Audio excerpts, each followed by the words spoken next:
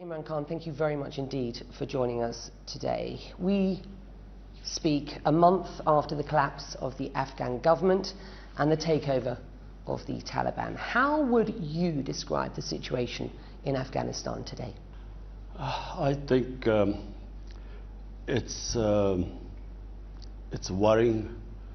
Afghanistan is on a historic crossroads. One, if it goes well, and we pray that this works in the direction of peace after 40 years in Afghanistan, if this Taliban hold all of Afghanistan, and if they can sort of now work towards an inclusive government, get all the factions together, Afghanistan could have peace after 40 years.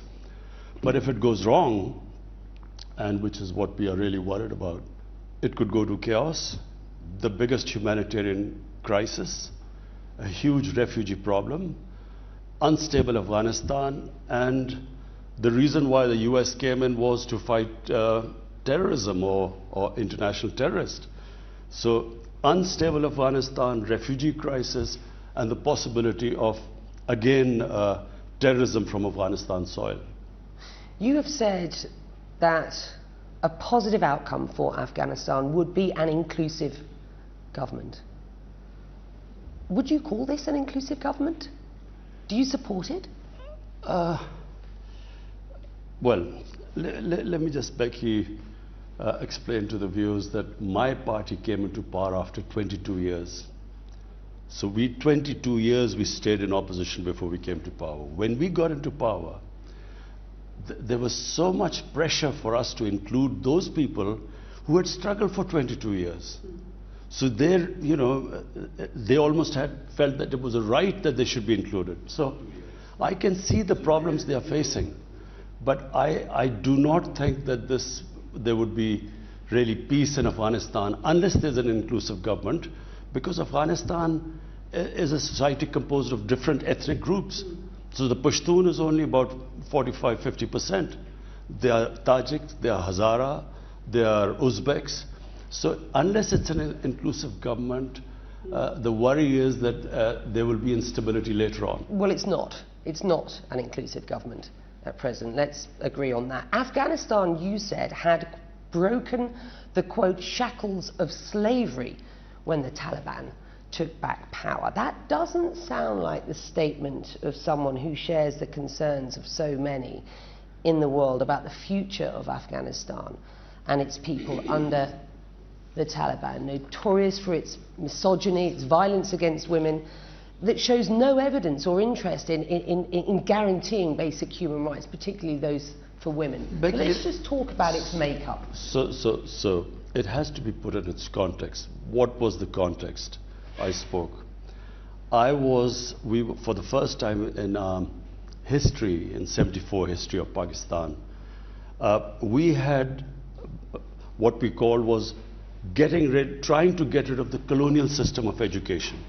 So colonial system of education was a tiny elite had this colonial English medium education, and the masses had another Urdu medium education.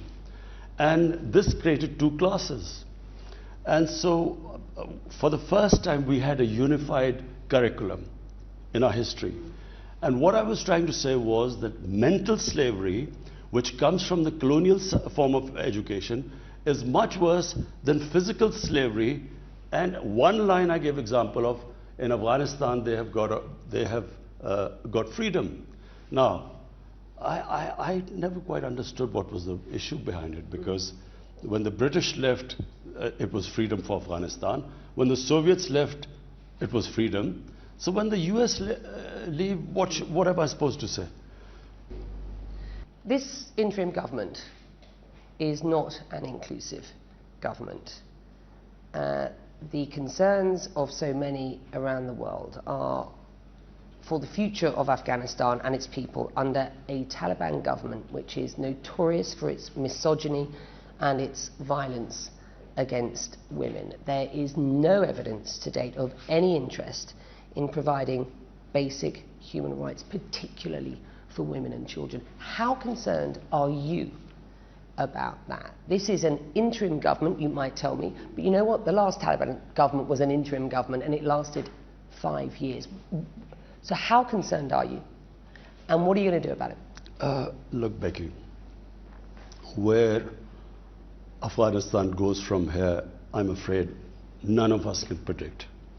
We can hope and pray that there's peace after 40 years, that the Taliban, what they have said, that they want an inclusive government, they want women rights in their own context, they want human rights, they've given amnesty. So far what they have said, clearly they want international acceptability. They did not go for international acceptability when they were between 1996 to 2001. This time, clearly they're making the statements where they want this acceptability. So we should try and incentivize them in that direction. But there's another fallacy. Afghanistan cannot be controlled by outside. They have a history. No puppet government in Afghanistan is supported by the people. It gets discredited amongst the people. So rather than sitting here and thinking that we can sort of control them, we should incentivize them. Because Afghanistan, this current government, clearly feels that without international aid and help, they will not be able to stop this crisis. So we should incentivize them, push them in the right direction. If it seeks legitimacy, it will need to show evidence that it shares the values of those that it is seeking legitimacy for, and that being the West, for example. I grew up watching you as a star of Pakistan's cricket team. The Taliban have said that women shouldn't play cricket. In fact, they've said women shouldn't be involved in sport at all. This is the sort of Taliban that we are seeing today. Do you support that? I mean, women have been protesting about more inclusivity, about their rights. We know women, first-hand experience, women are too frightened to come out of their homes. They're too frightened to go to the workplace if they're allowed at all. They've been flogged. I mean, do you support their cause? Look, Becky, first of all, let us just compare what happened after the Soviets left in 1989 and compare to what the situation is right now when the US has departed from Afghanistan. When the Soviets left in 1989, the sort of bloodbath that took place, over 200,000 Afghans died in that bloodbath. Now compare to what has happened now. Frankly, I mean, we were all relieved. We expected a bloodbath. When Ashraf Ghani said that he left Afghanistan because he was scared of a bloodbath in Kabul, well, it could have happened.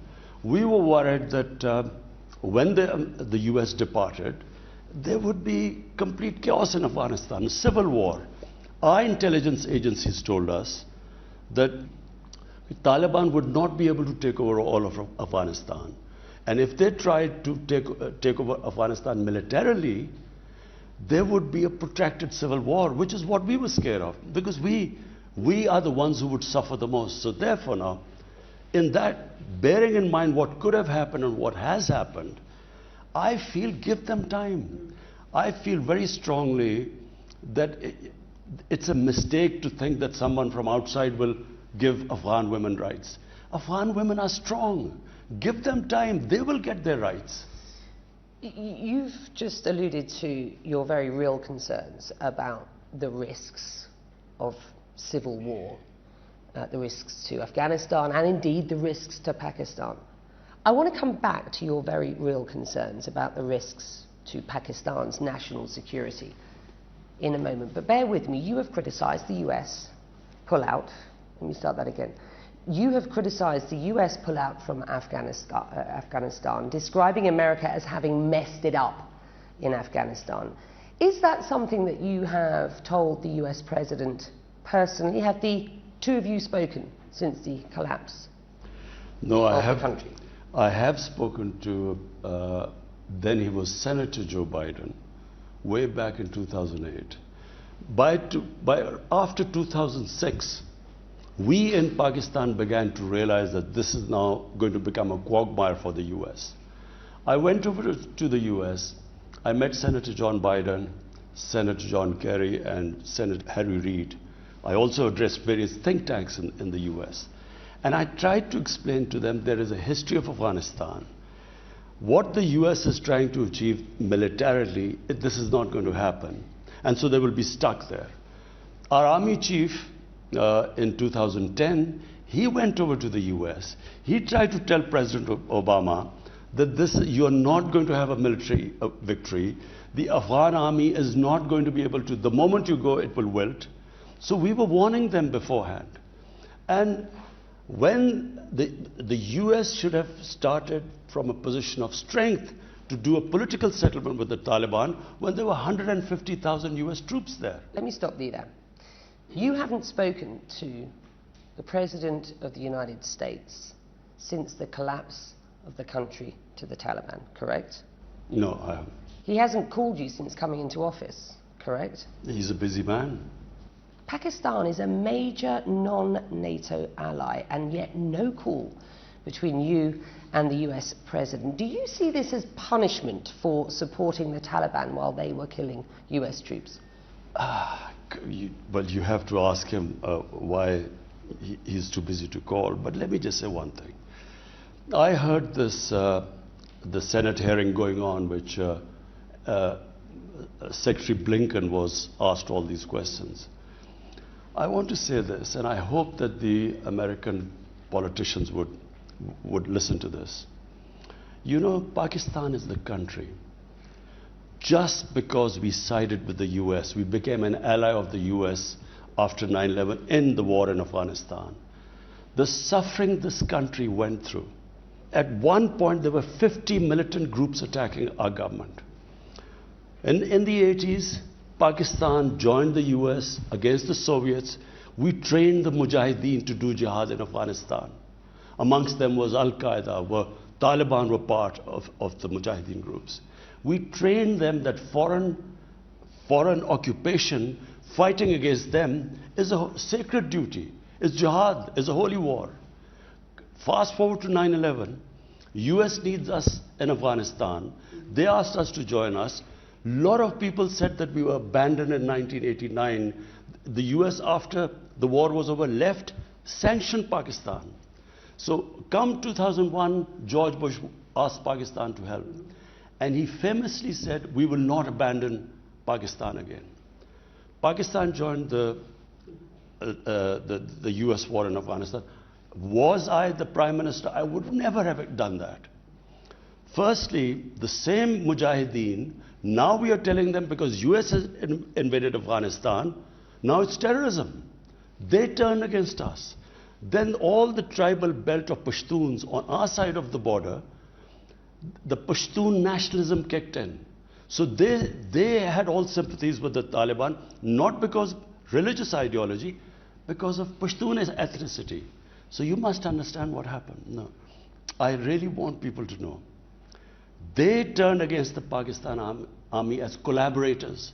So the jihadis turned against us, the Pashtuns turned against us, and the more we tried the military operations in civilian areas, the more collateral damage, the more. So we had 50 militant groups attacking us.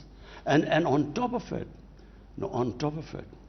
they must also know, there were 480 drone attacks by the US in Pakistan. Only time a country has been attacked by its ally. So we almost went under. Had it not been for our army, a disciplined army and best intelligence agencies, you know, we lost 80,000 people. 80,000 Pakistanis died in it. And on top of it, rather than one word of appreciation, I saw them blaming us. Well, the fact they said there were safe havens in Pakistan. The fact is, Washington, it seems, just can't trust Pakistan. There are calls by lawmakers to reassess the relationship with Islamabad now, to reassess its status as a major non-NATO ally. This was the exchange during the US Secretary of State's congressional testimony on Afghanistan on Monday. Republican Keating, we used to hear we had a complicated relationship with Pakistan. I would say it is duplicitous. Anthony Blinken agreed with the assessment of the role that Pakistan has played over the past 20 years. This is the top diplomat, the US Secretary of State, and he went on to say this, Prime Minister, it's been a role that has involved hedging its bets constantly about the future of Afghanistan. It's one that involved harbouring members of the Taliban, including the Haqqanis. Is that true? And what's your response? They are ignorant. I was listening to them. I have never heard such ignorance. They are absolutely clueless, number one, about what happened in Afghanistan. They were all in a state of shock.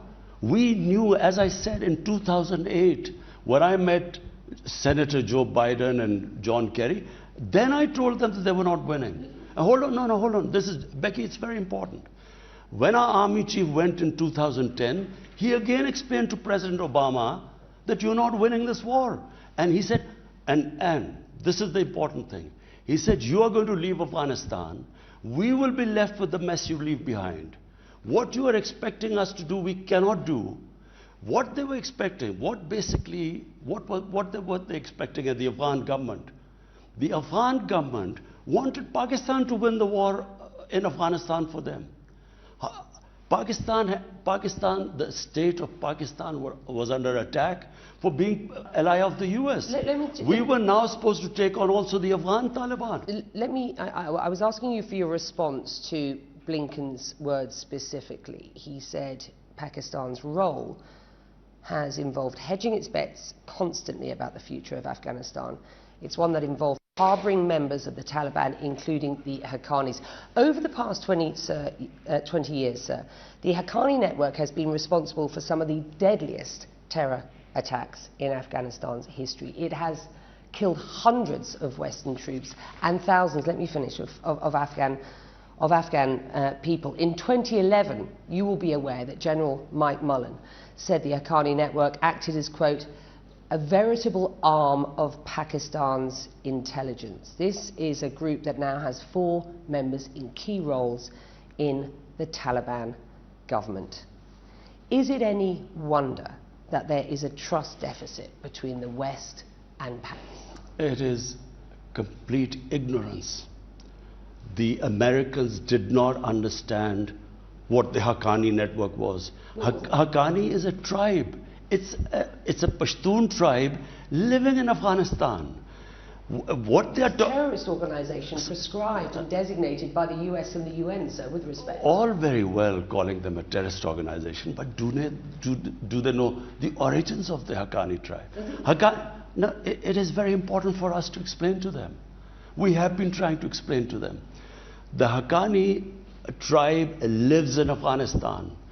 40 years ago, when the Afghan Jihad took place, we had 5 million Afghan refugees in Pakistan.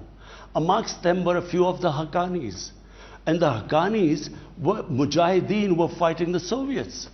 So once the Soviets left and civil war broke out, we still had 3 million refugees in Pakistan. So in those refugee camps, and when they say safe havens, what are these safe havens? I mean, I noticed them calling the area of Pakistan along the border of Afghanistan had the heaviest surveillance by the United States drones. If the United States drones conducted 480 drone attacks on its ally, surely they would have known if there were any safe havens. So, number one, one of the Haqqanis family they were born in a Pakistan refugee camp.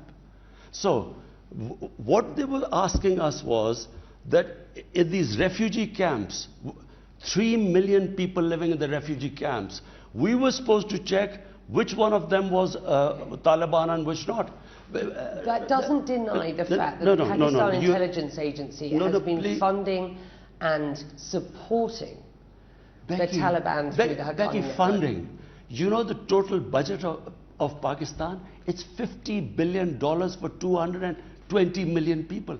$50 billion. Americans were spending $300 million a day. They spent $2 trillion.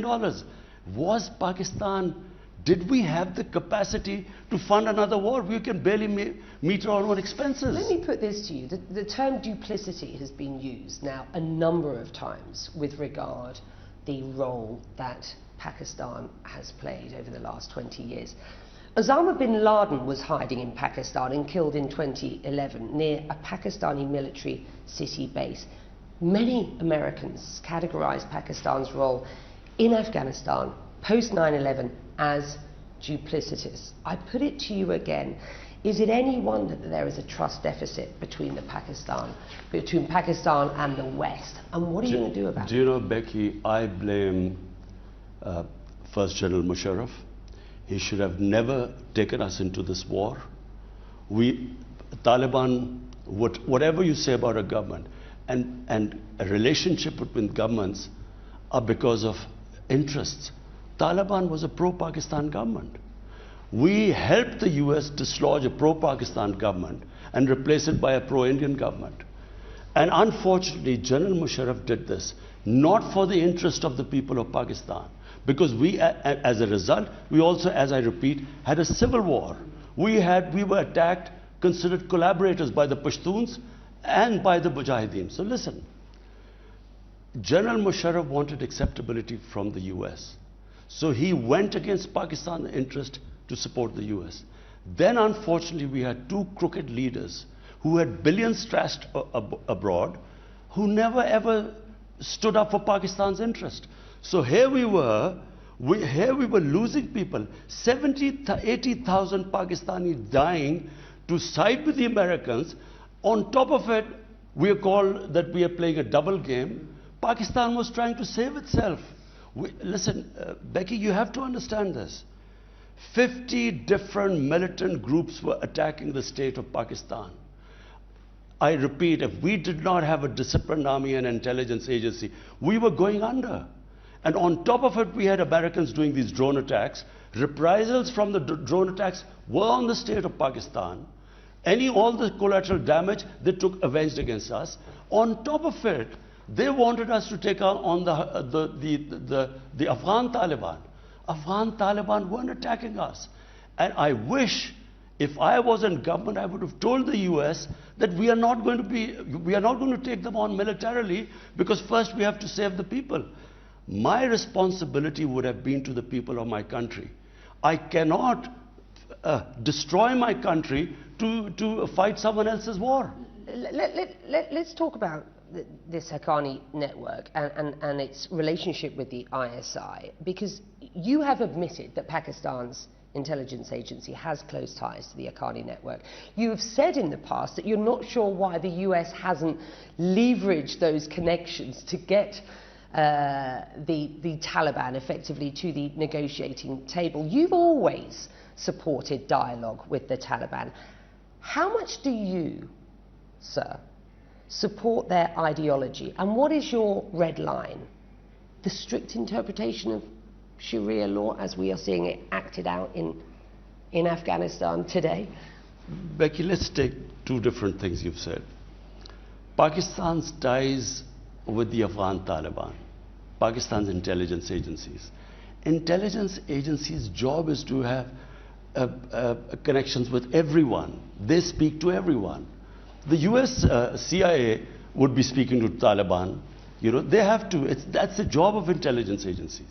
Question is, was Pakistan in a position to take military action against the Afghan Taliban when it was already being attacked from inside?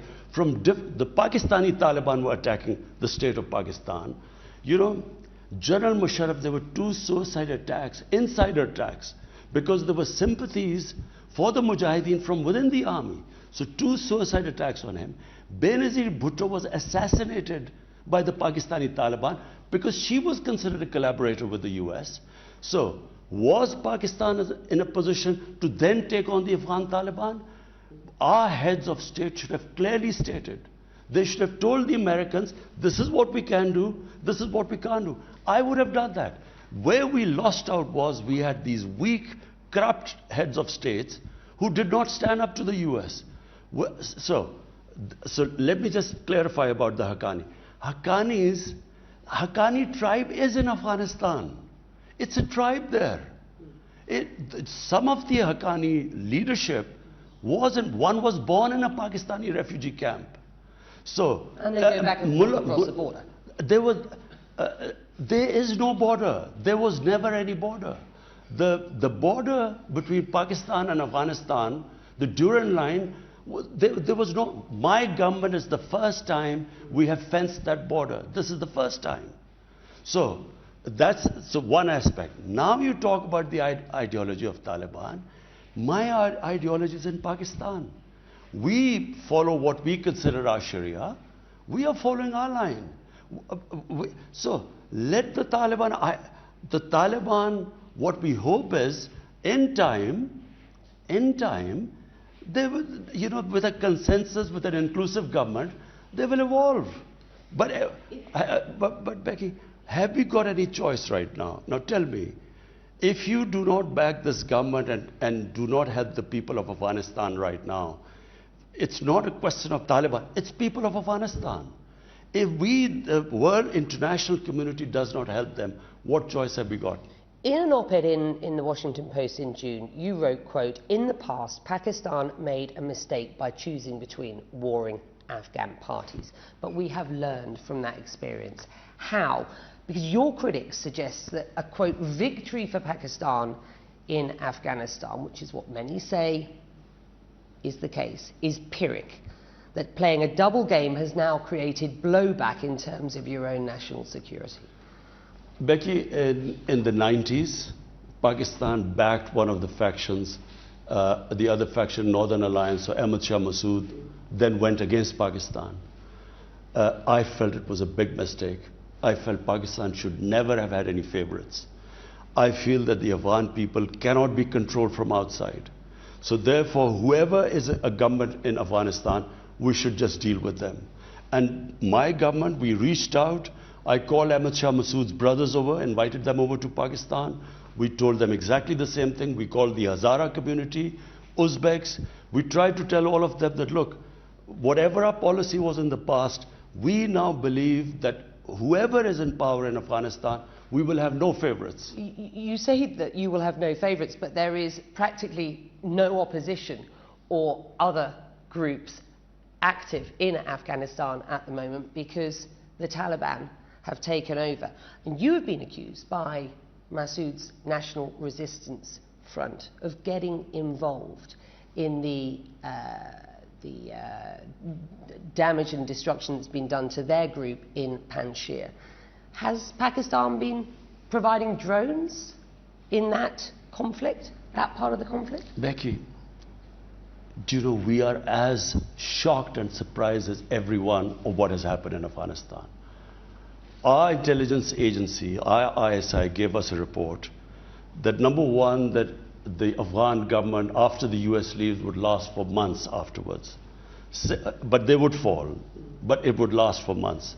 Secondly, according to our intelligence agencies, Taliban would not be able to take over all of Afghanistan. They would be able to take over the Pashtun areas, which is almost half, but they would not be able to, and there would be a protracted civil war, which is why we tried our best. I called over the Taliban leadership, Mullah Brother, who's the vice prime minister. I called them over. We tried our best to make them understand that since you should not try and take over Afghanistan militarily, you should have an inclusive government, because otherwise there will be a protracted civil war. So we were as surprised. None of us expected what happened in Afghanistan. Briefly, how would you qualify the US-Pakistan relationship today? And what sort of relationship do you want to see with the US? Unfortunately, our relationship during this whole, the US occupation of Afghanistan was a terrible relationship. It was, the US said we are paying Pakistan, and they paid us $9 billion for civilian aid and $11 billion for military aid. And they said, we are paying you, and so we were like a hired gun. In Pakistan, people, I'm not talking about the leadership because I think we were let down by our leadership.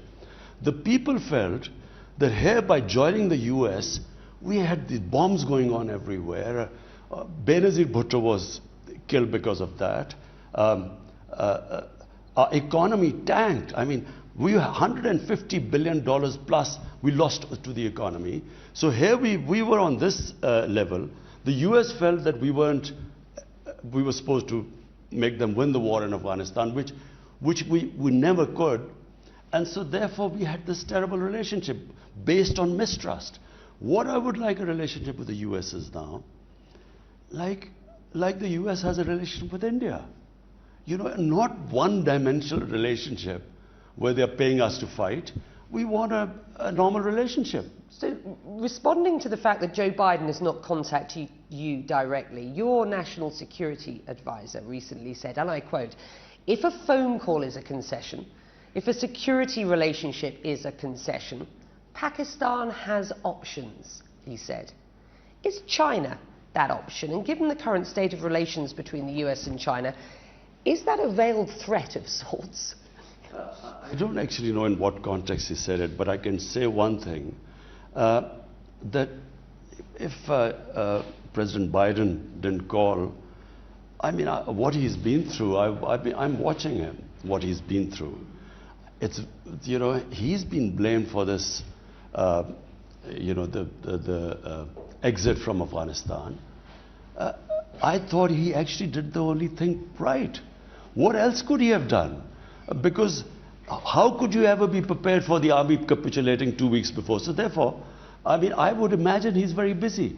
But our relationship with the US is not just dependent upon a phone call. It needs to be a multidimensional relationship. Do you consider the US pushing Pakistan into the arms of China at present in an effort to secure your own stability and economic prosperity going forward? Are you choosing a side effectively at this point? Becky, our relationship with China goes back 70 years. It's a very strong relationship. It was Pakistan which opened the doors of the US to China in 1970 when Dr. Henry Kissinger was introduced to China, or we were the go-between. So, I mean, our China relationship is not dependent on what it is with US. We would like a normal relationship with the US, I repeat, like it has with India. Antony Blinken suggested that Pakistan's role in Afghanistan has been shaped by its concerns about its enemy and neighbour, India, and its role in Afghanistan. He didn't elaborate. Would you care to? Just out of interest. Of course. I repeat, we joined the US war, dislodged a friendly Pakistani, which was friendly to Pakistan, and got in a government that was pro-India. And India conducted a series of terrorist attacks within Pakistan. They backed Tehreek-e-Taliban, the Pakistani Taliban. They backed the Baloch terrorists, and they conducted a series of attacks. Recently, there was an attack on the Chinese, a terrorist attack. We know it was through Pakistani Taliban who were backed by the Indians. So, yes, it was. Look, a country 7 times the smaller of its eastern neighbor, 3 wars fought with them, and then in Afghanistan with 2,600 kilometer border with Pakistan, if a pro-India government comes in, obviously for the security of Pakistan, there was this worry that we would be hemmed in from both sides. Does it worry you, the anti-China protest you're seeing here in Pakistan today, as you move towards better relations and increased relations with China? Sorry, anti-China. You know, you do see Pakistan's population not as twinned at the hip, as it were, or as enthused prospect of further relations with China. Perhaps more so, certainly less so than the establishment. The people of Pakistan have the great. You know why people of Pakistan all have this deep relationship with China? Because in 1962 there was a war between India and China.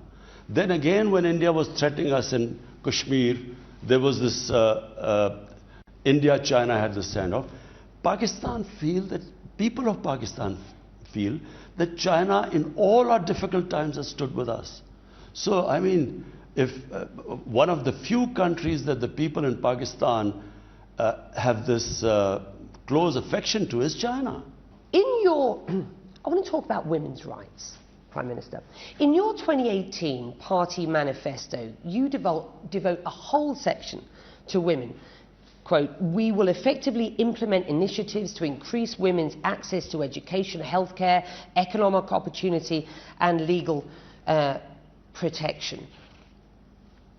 The women of Afghanistan today have nothing like that under this Taliban government.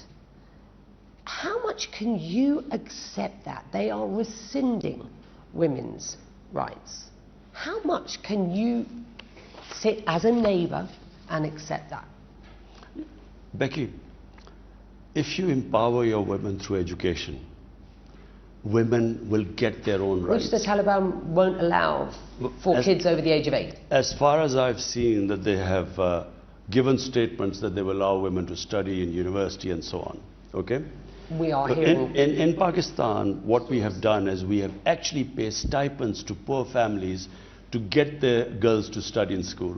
Because we feel if the child studies, if they have education, they will get their own rights. Are men and women equal in your rights? Just one point. No foreign country can impose women's rights on another country. The women in England went through a struggle to get their rights. The suffragettes went through a big struggle. I'm asking you because this is really relevant to the issue of this interim Taliban government. Should women have access to the same roles in public and in private life?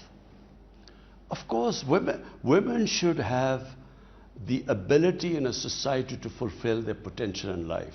So you won't be able to support a Taliban government that doesn't allow that? Is that what you're telling me? No. What I'm saying is that you cannot impose women's rights from abroad.